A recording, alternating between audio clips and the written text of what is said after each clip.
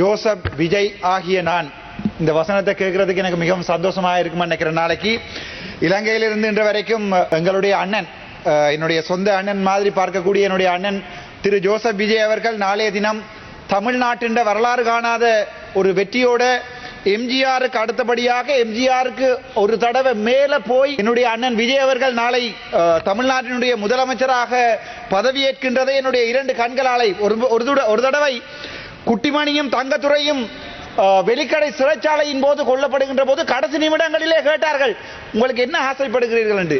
அப்போ அவன் சொன்னான், என்னுடைய இந்த இரண்டு கண்கள் நான் செத்தா பிறகும் எங்களுக்கு தமிழீழம் கிடைக்கிறது என்பதை நான் பார்க்க வேண்டும் என்பதற்காக அவனுடைய கண்ணை குத்தி குத்தி வெளிக்கடை சிறைச்சாலையில் என்று நினைக்கிறேன் குத்தி கொலை செய்தார்கள். அதே மாதிரி இன்று என்னை எவனாவது கேட்டால் உன்னுடைய கடைசி ஆசை என்ன என்று என்னுடைய தமிழ்நாட்டு முதலமைச்சர் திரு ஜோசப் விஜய் ஆகிய நான் என்பதை வாசிக்கின்ற போது அதை என்னுடைய இரண்டு கண்களாலும் பார்க்க வேண்டும் என்று ஆசைப்படுகிறேன். எங்களுடைய நெடுந்தீவை முடிந்தால் தமிழகத்துக்கு கொடுங்கள் என்று சொல்லுகின்ற அந்த ஒரு வசனத்திற்காக நேற்று கத்தியதை நான் பார்த்தேன். கத்துங்கடா, கத்துங்க, இதையும் கத்துங்க, இதுக்கு மேலேயும் கத்துங்க. இதை பற்றி நான் கவலைப்பட போறதில்லை. ஏனென்றால் அரசியலில் யாரும் கருத்தை தெரிவிக்கலாம். ஆனால் இன்று தமிழக மக்கள் ஒரு உணர்வுள்ள தமிழனாக நிரூபித்திருக்கிறார்கள்.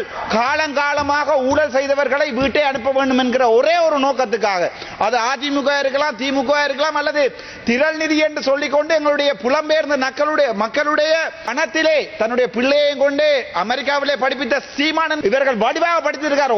ஒரு கட்டுப்பணம் கூட திருப்பி இல்லை.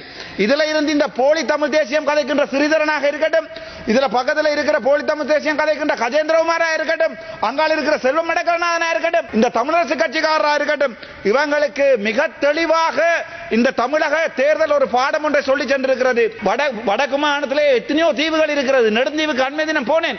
அங்கே மாவட்ட வைத்தியசாலையாக இருந்த வைத்தியசாலையை இப்போது ரெண்டு வைத்தியர்கள் வேலை செய்கின்ற வைத்தியசாலையாக இந்த சிங்கள இனவாத அரசியல் மாற்றி இருக்கிறது. அதாலே தான் சொன்னேன், உங்களுக்கு நெடுந்தீவுக்கு ஒரு மாதத்திலே 4 நாட்கள் 5 நாட்கள் மட்டும்தான் மின்சாரம் வழங்க முடியுமாக இருந்தால் கச்சதீவை மட்டுமல்ல, நெடுந்தீவு மட்டுமல்ல, அப்படியே போனால் கிழக்கு மாநிலத்தில் இருக்கின்ற மட்டக்களப்பையும் நீங்கள் இலங்கைக்கு இந்தியாவுக்கு தாரை வார்த்து கொடுங்கள் என்று சொல்லி நான் சொல்லுகிறேன். எந்த ஒரு சந்தர்ப்பத்திலுமே ஒரு வைத்தியசாலை இல்லை, ஒரு அவசரமாக ஒரு அம்மா பிள்ளை பெறுவதாக இருந்தால் ஒரு மிட்வைஃப் கூட இல்லை. ஒரு வைத்தியர்கள் வாழ முடியாத ஒரு இடம் ஒன்றை நெடுந்தீவாக மாற்றியிருக்கிறார்கள். கொஞ்சம் கொஞ்சமாக நெடுந்தீவு, அனலதீவு, புங்குடுதீவிலிருந்து மக்கள் இடம்பெயர்கிறார்கள். உங்களுக்கு தெரியும், காலமாக எம்ஜிஆர்ல இருந்து தற்போதைய எங்களுடைய ஒரே ஒரு நம்பிக்கையாக இருக்கின்ற விஜய் வரைக்கும் இலங்கை தமிழீழ மக்கள் நம்பியிருப்பது தமிழக மக்களை. ஆகவே தமிழக மக்களிடம் ஒரு அன்பான வேண்டுகோள், நான் தமிழ் கதைப்பதால் தான் என்னுடைய பரம்பரை இங்கே அழிக்கப்பட்டிருக்கிறது.